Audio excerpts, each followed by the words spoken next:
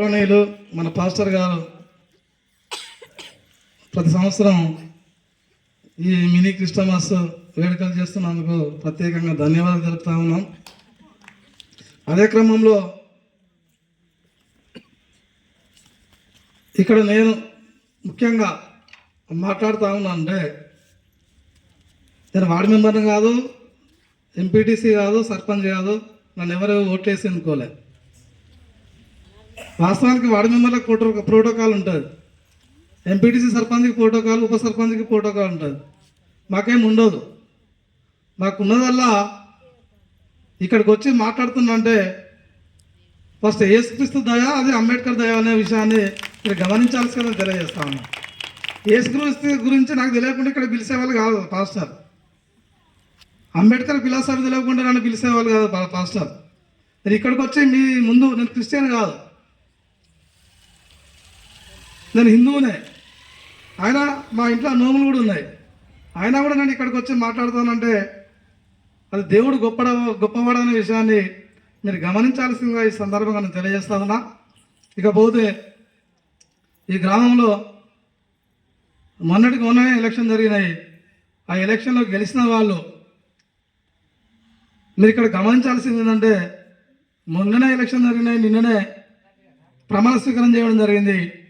ప్రమాణ స్వీకారం చేసిన వెంటనే యేసుక్రీస్తు సన్నిధికి వచ్చి వాళ్ళు మాట్లాడినంటే యేసుక్రీస్తు కొంత గొప్పవాడో అనే విషయాలైనా మీరు గమనించాలి కానీ తెలియజేస్తా ఉన్నా. వాస్తవానికి వాళ్ళు ఎక్కడ టెంపుల్ పోలే, ఇప్పటి వరకు బౌద్ధ టెంపుల్ పోలే, హిందూ టెంపుల్ పోలే, వాళ్ళు ఒకవేళ మైనార్టీ అయితే ముస్లిం టెంపుల్ కూడా పోలే, క్రిస్టియన్ టెంపుల్ కూడా పోలే. డైరెక్ట్ యేసుక్రీస్తు సన్నిధిలోకి వచ్చినంటే దేవుడు గొప్పవాడు, మీరు గొప్పవాడు అనే విషయాన్ని ఇక్కడ మీరు గమనించాల్సిందిగా నేను తెలియజేస్తా ఉన్నా. ఇంకో విషయం స్పష్టంగా తెలియజేస్తా ఉన్నా. ఇప్పుడు మనం కబడ్డీ ఆట ఆడతాం, కబడ్డో లేదా ఇంకా క్రికెటో ఏదో ఆట ఆడతాం. ఆటలో అందరూ గెలవరనే విషయాన్ని మీరు గమనించాలి. ఎవరో ఒక్కరే గెలుస్తారు. కొన్ని కారణాల వల్ల, అనవరణ కారణాలు కావచ్చు, మనకు అనుకూలంగా లేకపోవచ్చు, అందరం గెలువ అనే విషయాన్ని గమనించాలి. ముగ్గురు మన గ్రామంలో కష్టపడ్డారు. వాస్తవానికి బూడిది రమేష్ అన్న, కొయ్యటి వెంకన్న, సోము ముగ్గురు కష్టపడ్డారు.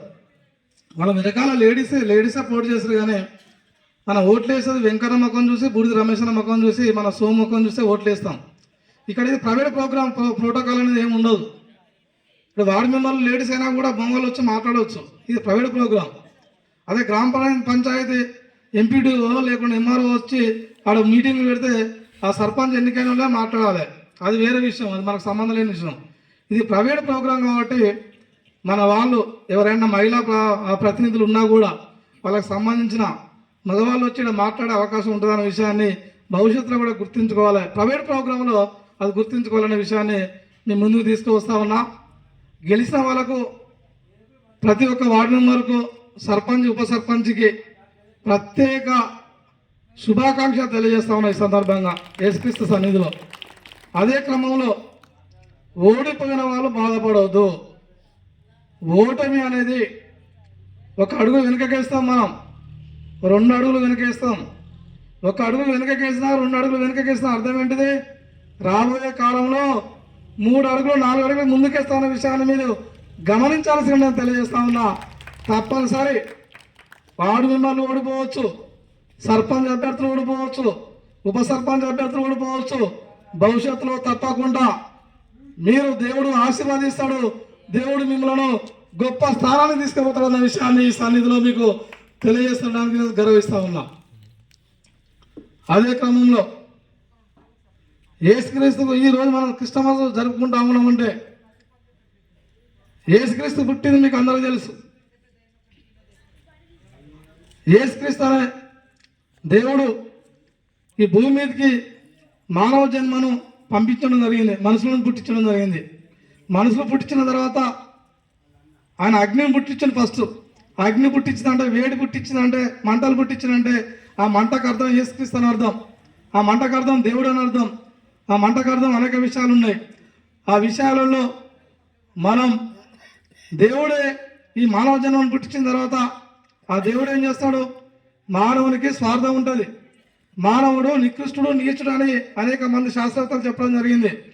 మన ఎంత మిత్రులమైనా ఎంత కుటుంబ సభ్యులమైనా మనమే గెలవాలని చూసుకుంటాం. మన పక్కకున్న వాళ్ళు గెలవాలని చూసుకోం. మన మిత్రుడు గెలవాలని చూసుకోం. అంటే మనిషి అనేవాడు స్వార్థపరుడు. ఈ ప్రపంచంలో స్వార్థం పెరిగింది, ఈ ప్రపంచంలో నికృష్టం పెరిగింది, ఈ ప్రపంచంలో నీచత్వం పెరిగింది.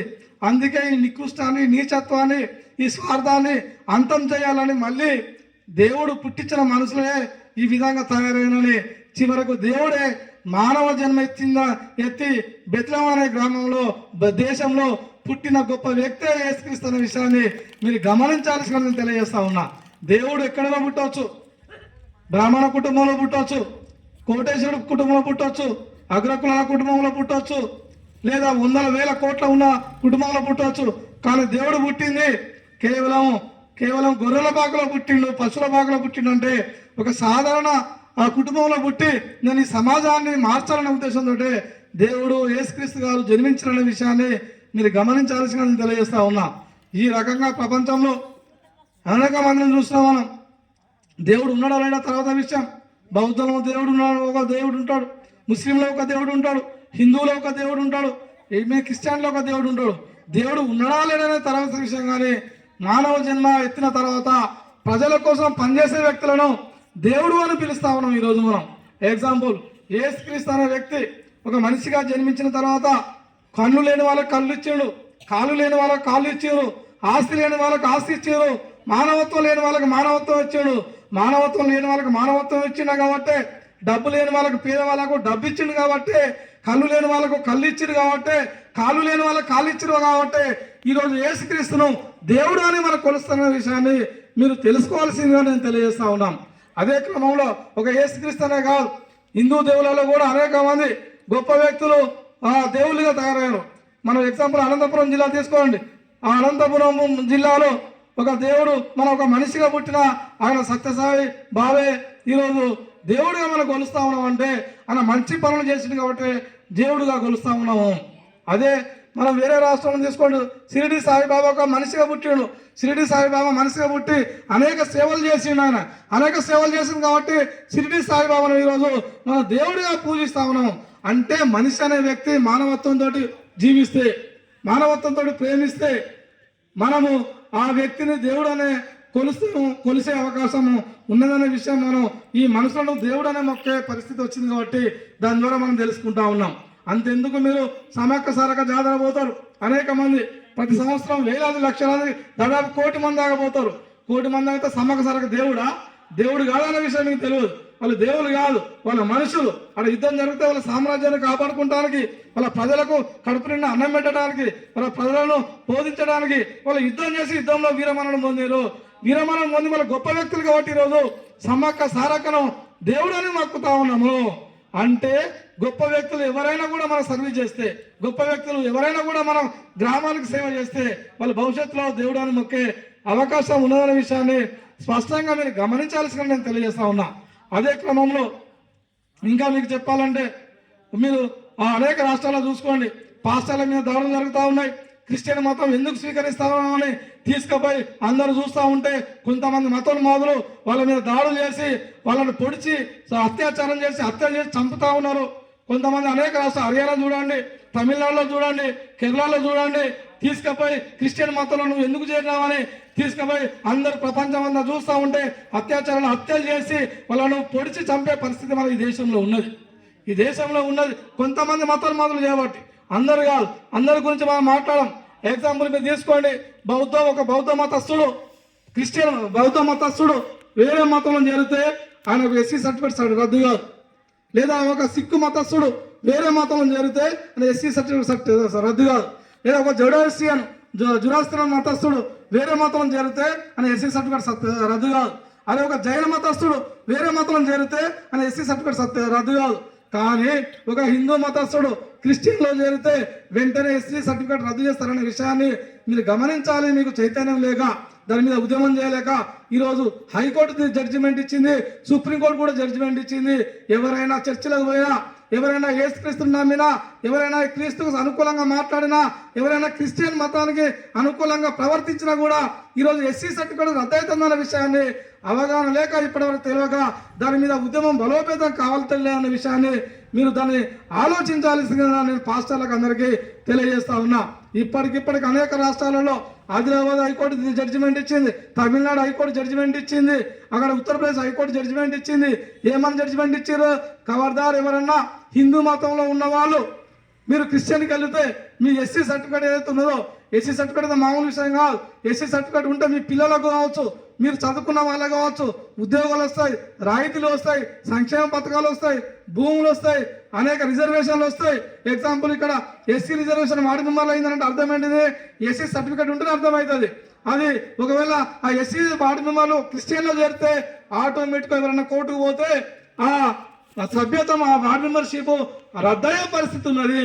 అంటే ఈ దేశంలో పాస్టర్ల మీద దాడులు జరుగుతూ ఉన్నాయి. ఈ దేశంలో మతోన్మాదులు చేసే దాడులు, క్రిస్టియన్లు ఎవరైనా తిరిగితే వాళ్ళ మీద దాడులు చేస్తూ ఉన్నారు. ఈ దేశంలో క్రిస్టియన్ల అని మాట మాట్లాడితే చర్చిలను కూలగొడతా ఉన్నారు, పాస్టర్లను నమ్ముతా ఉన్నారు, పాస్టర్లను అనేక మానసిక హింసలు పెడతా ఉన్నారు. అయినా కూడా మన వర్గాలలో చైతన్యం లేకపోవడం వల్ల, మన వర్గాలలో ఆధిపత్యం లేకపోవడం వల్ల, మన వర్గాలలో పూర్తి అవగాహన లేకపోవడం వల్ల, మన వర్గాలు చదువులో దూరం ఉండడం వల్ల ఈరోజు అనేక నష్టాలు జరుగుతూ ఉన్నాయనే విషయాన్ని మీరు గమనించాల్సిన నేను తెలియజేస్తా ఉన్నా. అదేగా క్రిస్టియన్ ఇక్కడ మినీ క్రిస్టమస్ మీటింగ్ జరుగుతూ ఉన్నది. ఈ మినీ క్రిస్టమస్ మీటింగ్లో ఎవరెవరు పాల్గొన్నారో, ఎవరెవరు అతిథులు వచ్చారో, అసలు క్రిస్టియన్లు ఎవరు అనే విషయాన్ని మీరు ఫోటో తీసి మిమ్మల్ని అప్లోడ్ చేస్తే, ఇప్పుడు ఎవరైతే మీరు పాల్గొన్నారో మీ ఫోటో తీసి అప్లోడ్ చేస్తే ఆటోమేటిక్గా మీ ఎస్సీ సర్టిఫికేట్ రద్దవుతున్న విషయాన్ని మీరు గమనించాలి. ఎస్సీలలో మీరు మీకు రిజర్వేషన్లు వస్తాయి, మీ పిల్లలకు ఉద్యోగాలు వస్తాయి, మీ పిల్లలకు ఇక చదువులలో రిజర్వేషన్లు వస్తాయి, డాక్టర్లు అవుతారు, ఇంజనీర్లు అవుతారు, అనేక ఉద్యోగాలు వస్తాయి. కానీ ఇక్కడ కూర్చున్నందుకు మీరు ఎస్సీలలో తీసేసే అవకాశం ఉన్నది. అది ఆల్రెడీ జడ్జిమెంట్ వచ్చింది. ఆ జడ్జిమెంట్ మీద క్రిస్టియన్ సంఘాలు కావచ్చు, ఆ జడ్జిమెంట్ మీద క్రిస్టియన్ పాస్టర్లు కావచ్చు, ఆ జడ్జిమెంట్ మీద క్రిస్టియన్లో ఉన్న పెద్ద పెద్ద గొప్ప వ్యక్తులు కావచ్చు, ఎవరు కూడా స్పందిస్తలేరు, ఎవరు కూడా ఉద్యమం చేస్తలేరు. ఉద్యమం చేయకుండా ఏమవుతుంది? మీ ఎస్సీ సర్టిఫికేట్ రద్దు అవుతుంది. స్పందించకుండా ఏమవుతుంది? మీ ఎస్సీ సర్టిఫికేట్ రద్దు అవుతుంది. మీ పిల్లలు చదువుకోవడానికి అవకాశం లేదు, మీ పిల్లలకు ఉద్యోగాలకు వచ్చేసడానికి అవకాశం లేదు అనే విషయాన్ని మీరు గమనించాల్సిందిగా ఈ సందర్భంగా తెలియజేస్తా ఉన్నాం. ప్రపంచంలోనే గొప్ప మతం అని చెప్పుకుంటా ఉన్నాం మనం. ప్రపంచ దేశాలు దాదాపు 250 పైగా దేశాలు ఉన్నాయి ఈ ప్రపంచంలో. ఆ అన్ని దేశాలలో మెజారిటీ ముస్లిం కంట్రీస్ 51 మాత్రమే ఉన్నాయి. కానీ మెజారిటీ దేశాలు క్రిస్టియన్ దేశాలు ఉన్నాయి. మెజారిటీ దేశాలు క్రిస్టియన్ దేశాలు ఉన్నా కూడా ఇక్కడ మాత్రం అణచివేత జరుగుతూ ఉన్నది. ఇక్కడ ఉన్న ప్రభుత్వాలు, అది ఏ ప్రభుత్వం అయినా కానివ్వండి, అది రాష్ట్ర ప్రభుత్వం కానివ్వండి, సెంట్రల్ ప్రభుత్వం కానివ్వండి, రేవంత్ రెడ్డి గారు ఈరోజు మినీ క్రిస్టమస్ వేడుకలు చేసి బ్రహ్మాండంగా చెప్తా ఉన్నారు. కానీ క్రిస్టియన్లకు జరిగే అన్యాయం చెప్పట్లేదు. కేసీఆర్ గారు మినీ క్రిస్టమస్ వేడుకలకు జరిగేవాడికి వెళ్ళి క్రిస్టియన్ల గురించి అనేక పొగుడుతా ఉన్నారు. కానీ వీళ్ళకి జరిగే అన్యాయాన్ని పసిగట్టలేకపోతా ఉన్నారు. వీళ్ళకి జరిగే అన్యాయం మీద మాట్లాడతలేరు. కానీ ఈ దేశంలో వాస్తవానికి తమిళనాడు ముఖ్యమంత్రి ఉన్నాడు స్టాలిన్. ఆయన ఒక బీసీ ముఖ్యమంత్రి, ఒక మంగళ కులానికి సంబంధించిన ముఖ్యమంత్రి. ఎప్పుడైతే సుప్రీంకోర్టు జడ్జిమెంట్ వచ్చిందో, ఎప్పుడైతే హైకోర్టు జడ్జిమెంట్ వచ్చిందో, జడ్జిమెంట్ వచ్చిన వెంటనే ఆయన ఏం చేసినంటే, లేదు క్రిస్టియన్ల మారితే ఎస్సీ సర్టిఫికేట్ రద్దు చేసిన అనేది అది చట్టానికి వ్యతిరేకమైన చర్య, అది కులోన్మాదం అవుతుంది, అది మతోన్మాదం అవుతుంది, ఎస్సీ సర్టిఫికేట్ రద్దు చేయమేమని మొన్న తమిళనాడు రాష్ట్రంలో వాళ్ళు అసెంబ్లీలో రిజర్వేషన్ పాస్ చేసి ఈరోజు చట్టం చేసిన విషయాన్ని ఈ సందర్భంగా తెలియజేస్తా ఉన్నా. మరి ఈ రాష్ట్రంలో కావచ్చు, యూపీలో కావచ్చు, ఢిల్లీలో కావచ్చు, ఈ రాష్ట్రంలో ఈ దేశంలో ఉన్న అన్ని రాష్ట్రాల్లో కావచ్చు, తమిళనాడు చేసిన చట్టం అన్ని రాష్ట్రాల్లో చేయాలనేది డిమాండ్ మనం కట్టుబడి ఉండాలి. అటువైపు పోరాటం చేయాల్సిందిగా ఈ సందర్భంగా తెలియజేస్తున్నా. మీరు కనుక పోరాటం చేయకుంటే, మీరు కనుక చైతన్యం కాకుంటే, మీరు కనుక క్రిస్టియన్స్కు జరిగే అన్యాయాన్ని పసిగట్టలేకపోతూ ఉంటే, మీరు కనుక క్రిస్టియన్లు మీరు ఇళ్లలోనే ఉండి